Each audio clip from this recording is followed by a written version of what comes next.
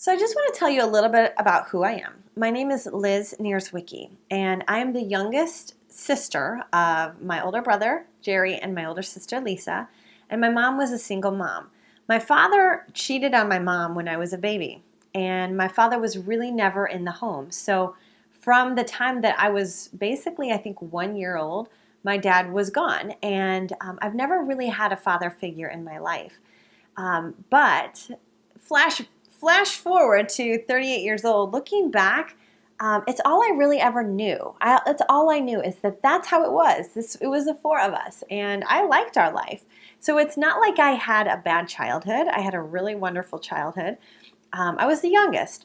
I was ornery, and I wanted to do everything that my sister and my brother could do, and oftentimes they would pick on me.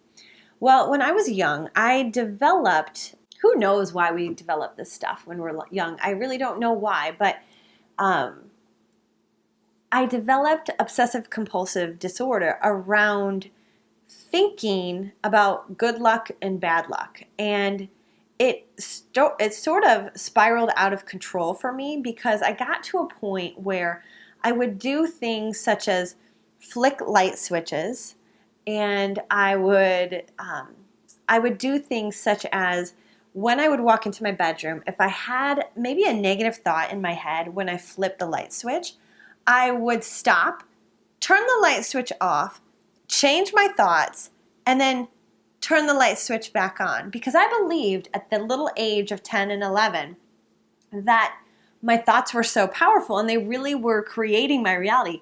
Little did I know that I was really onto something back then. But I started to develop a bad behavior pattern around this thinking pattern that I had going on in my mind. So this went on for a couple of years, and it really got to a point where it was out of control. I would waste a lot of time doing things that just really were not important. And one day I sat down on the edge of my bed and I had a talk with myself because I literally just sat there. And I remember it like it was yesterday. And I just hunched over and I shook my head and I was like, you can't do this anymore. You cannot flick light switches. You cannot go into your room and feel like it's bad if you turn one direction, so you have to undo it. I mean, I don't understand why I did it, but I did it. And so I just sat there and I thought, I have to quit. I have to quit this. And so I decided that day that I had to do it. I had to quit. And that the next time those thoughts popped up into my mind that I wanted to behave in that way, I would have to stop. And I did.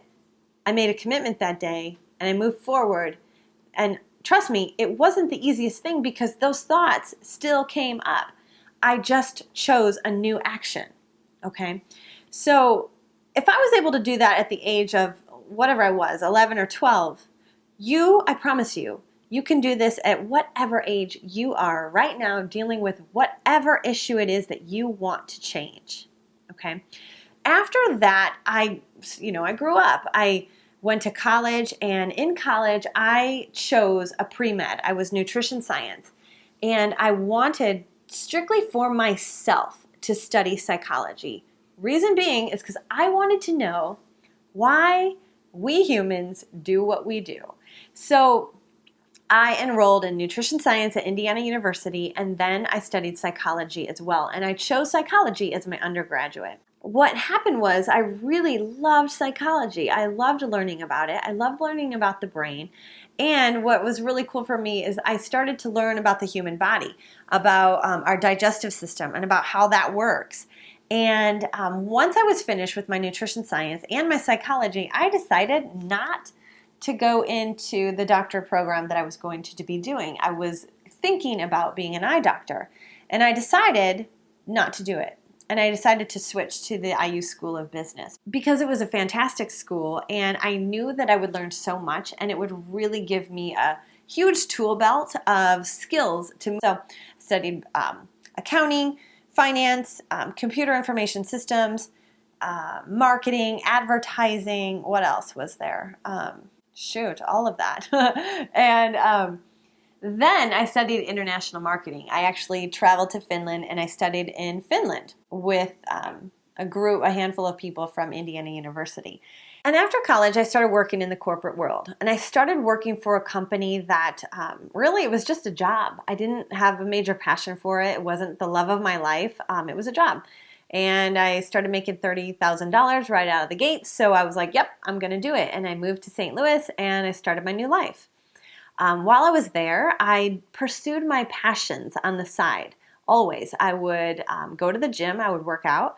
I started to get involved in some acting and some modeling because that was something that I had always wanted to do. And those were my passions, and my job was my job. So I really started to love being fit, being active, and doing things outdoors. I continued to read books on psychology. I began a yoga practice every single morning in the morning before I would go to work. And that, you guys, was my very first time of really feeling that centering and understanding what it was and being connected to it before I went off into my day. And I got addicted to that feeling of feeling really good and really centered and really at peace just to start off my day. And little did I know, 10, 15 years later, that I would own a yoga studio, that I would actually found a yoga studio. And, but at that point in my life, it was just really about the feeling that gave me. And I worked in the corporate world for 10 years, and I was always extremely entrepreneurial. I would, and I also loved love. I loved it. I loved falling in love. I loved the chase. I loved that feeling. I loved excitement. I loved things that would feed my soul. And throughout the years, the things that I would chase and the things that maybe weren't the best for me, I had to learn the hard way. And when I was 24 years old, I got pregnant and I wasn't married. And the gentleman that I was dating at the time actually wanted me to have an abortion. And he was really, really at the time pushing me to have an abortion. He was saying, you don't love your job. You really ought to move to California. You really ought to become an actress because that's what you love. And I was 24 and I just thought to myself, that's not reason enough for me to terminate a baby that we made out of love. We made it. And I felt that it wasn't reason enough for me. It just really wasn't.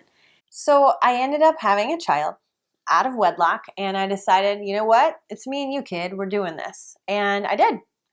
Hardest decision I ever made, but best decision I ever made.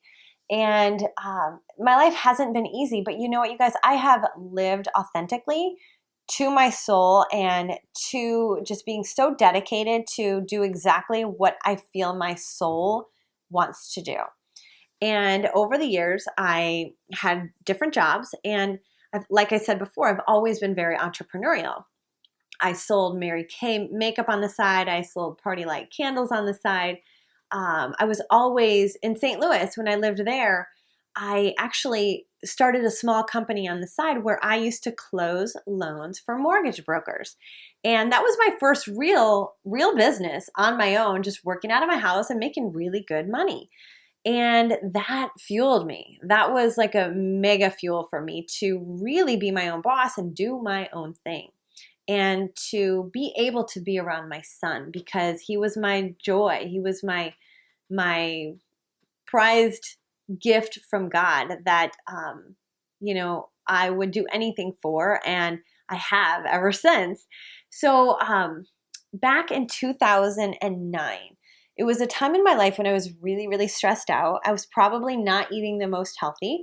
I was drinking wine for stress and not living the best lifestyle. I actually began to get really stressed out, I was really unhappy, and I just felt like there was a better way. And I went to a yoga class when I was out in California. And this yoga class really was a game changer for me. Little did I know that at that point in time when I did that class that I would own and decide to start my own yoga studio in my hometown. But that was a day that really changed my life because I learned the power of tuning in to the mind. In that class, I learned the power that psychology brings to awareness of what is going on in our mind. And the way to tap into that is oftentimes through movement, to be able to get your mind to a place where it can still and get quiet so you can see what's going on. Otherwise, it's just going. It's crazy. It's active. And that was a game changer for me. I left there, that trip in California, deciding that I wanted to do 3 major goals. And I'll just tell you one of them. One of them was to become a yoga teacher. Another one was to open a business. And the other one was to do a fitness competition because I'd always wanted to. So what I decided to do is begin to find a place where I could become a yoga teacher. And during my teacher training, with my business experience, my teacher said to me, Liz, with your experience in business and marketing, you could do a really wonderful thing for yoga in our town. And you know what? That's all it took. It was the light switch that went off in my brain to go, ding, ding, ding, this is what I have to do. It just all made sense to me as to why I was so entrepreneurial, what brought me back to my hometown, why I studied yoga, and why I went through what I did in the past. And so I started the whole process of creating my studio. And so flash forward, that was back in 2009 and 10. And so now it's 2016 and we're here together and I'm talking to you via a camera and we're in my home. And the reason is because I have been helping thousands of people over the years to connect to their soul and to connect to the stillness that is within.